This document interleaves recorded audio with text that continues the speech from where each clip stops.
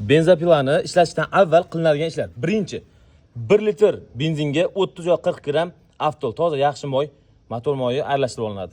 Ikkinchi, mana bu joyiga universal moy quyib olinadi. Bu sepni moylab turadigan joy. Agar bunda moy qolmasa, sep qizib ketib turib, cho'zilib, mana bu joyim kuyib ketadi. Anaqa sterellarim kuyib ketadi.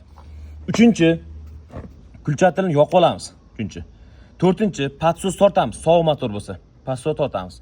Beshinchi, tep tortgani tortganimizda bir marta tirqlatib o'chib qoladi. Keyin patsos qaytaramiz. Keyin bitta tortganimizda ishlab ketadi.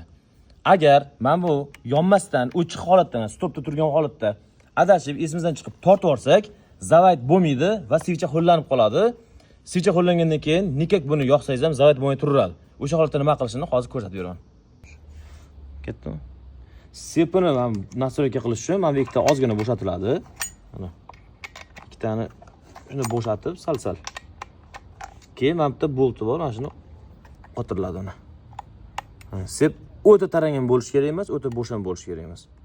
Bir ikki marta ishlatgandan keyin yana bo'shashadi, o'shanda yana ozgina qotirib, shuni qotirib qo'yiladi. Bu benzin quyish joyi, ochiladi, benzin quyiladi, 500 gramdan ko'proq benzin ketadi. Bu tarafi moy quyish uchun. Men bu joyda ikkita nastroyka qiladigan joyi bor. U xolastoy xodda gaz ko'payib ketsa yoki xolastoy xodda o'chib qolsa, mana shu ikkita joydan ichida bolti bor uni. Nastroyka qilinadi. Birinchisi, ikkinchisi. Bittasi vibratsiyasi oshib ketishi, ikkinchisi xalosi o'chib qolishi yoki gaz ko'payib ketishini mana shu yerda nastroyka qilsa bo'ladi. Yonganda bittada yonmay qolishi mumkin. Qachonki mana bu kulchatil o'chiq bo'lib qolsa, pastga qilsa stop deyapti. Agar shunday holatda benzin quyib turib, bitta tortib qo'ysangiz, bu zavayt bo'lmaydi va buni svichasi ho'llanib qoladi. Ho'llangandan keyin qayta tortsangiz, buni yoqib qo'yib, qayta tortsangiz ham zavayt bo'lmaydi, par bo'lib turaveradi. O'sha vaqtda shartda ochiladi. Mana shu joy ochiladi. Keyin mana bu filtr, havo filtri olinadi. Svichasi bundan olinadi-da. Mana shu yerda mana bu bo'shatiladi. Svicha, kulchi. Svichasi bo'shatiladi. Shunday bo'shatiladi svichasi. Mana shu svichasi yaxshilab bu ho'l bo'lib qo'ygan bo'ladi. Yaxshilab tozalab tashlanadi. Qup-quruq qilib, iloji bo'lsa ozgina yoqib yuborish kerak edi. Toza qilib. Agar ko'p tortgan bo'lsangiz, mana ichiga ham benzin to'lib qolgan bo'ladi. Shundoq to'kib tashlanadi benzin. Yaxshilab to'kib tashlanadi. Keyin buni yana qotirasiz. Yaxshilab qotirish kerak. Bo'lmasa zavayt bo'lganda otaveradi. Qotirib olgandan keyin mana bu narsasini yaxshilab qotiraman.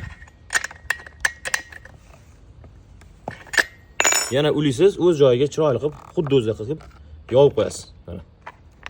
Bo'ldi. Endi shoshilmasdan birinchi zavayt qilishdan oldin sovuq motorlik holatida mana bu patsosni tortish kerak. Tortasiz. Mana bu kulchatilni ko'tarib yoqasiz, on qilasiz, ya'ni yoniq qilasiz. Buni bitta tortganingizda bitta zavayt bo'lib turib o'chadi.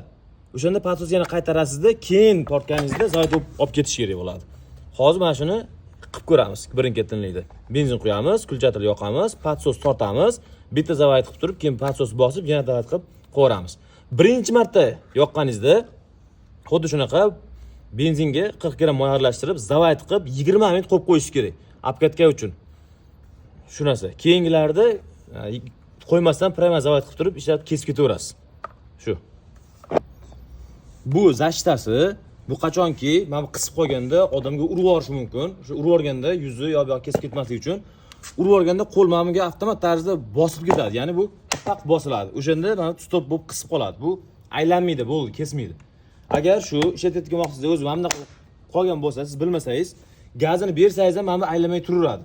Buni sababi bu qisib qolgan bo'ladi. O'shanda buni qaytarib qo'ying joyiga. Qaytarib qo'yib, keyin gaz berib ishlatib